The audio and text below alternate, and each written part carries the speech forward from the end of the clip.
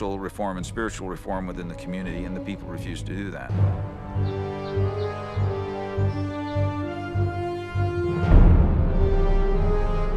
Mormon talks about one great revolution throughout the land. Around 350 AD, something big happened in the state of Chiapas, in the central depression of Chiapas, which some of us identify with the land of Zarahemla. There was an almost wholesale abandonment of the archaeological sites of the cities at that point. Where did the people go? Well, in the Book of Mormon, Nephites are being driven out. They're being driven northward. Where over the next 40 or 50 years, they were forced to fight for their lives. At one point in time, Mormon has a narrative that specifically describes a place that people are going to in the north. And he says that this place is north of the Nephite lands, that it has to be a land of many waters, it has to have cement buildings, and it has to be devoid of trees. And at the time that Mormon was living, all of those descriptions fit Teotihuacan exactly.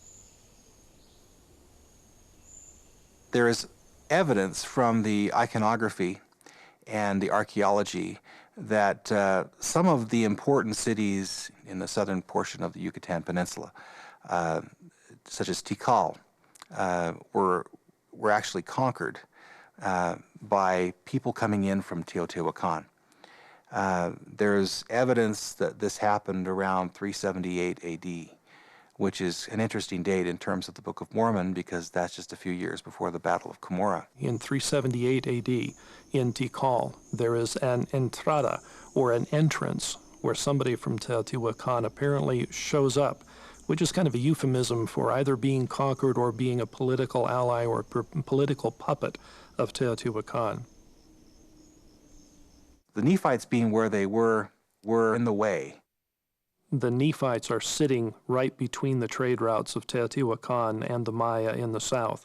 So it wouldn't be surprising at all that they were not only a target, but that these increasing wars being influenced by Teotihuacan are the kinds of things that lead to the annihilation of the Nephites. And so they had to be eliminated in order to open up this area for the foreigners who were coming in to conquer. It's interesting that also at this period of time, Mormon talks about a change in the nature of warfare. All of a sudden, he's complaining that war isn't following the rules that it used to follow.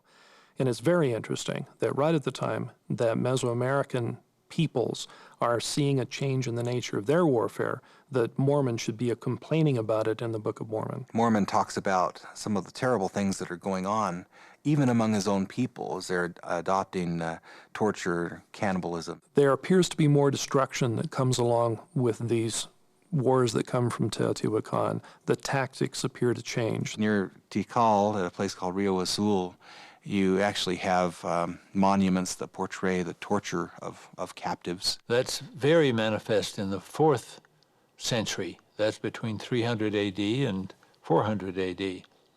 At that time, throughout southern Mesoamerica especially, in general, what happens with warfare is that it appears to become much more bloody, much more vicious. The Lamanites are clearly trying to obliterate the Nephites as a cultural identity, either by getting them to assimilate or by completely destroying them so that there are no longer Nephites.